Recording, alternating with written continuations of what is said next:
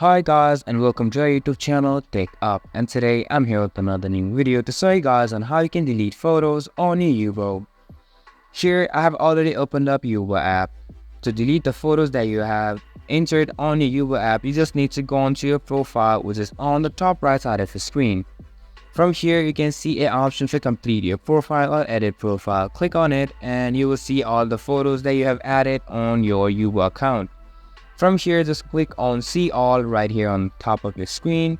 From here, you can also see a cross button on top of your photos. Now if you simply click on the cross button and then click on delete again, the photo will be deleted from your Yubo account. And that is how you can delete photos on your Yubo. This was for this video, and I hope you guys find our video helpful. If you do, make sure to leave a like, subscribe to our YouTube channel and hit the bell notification.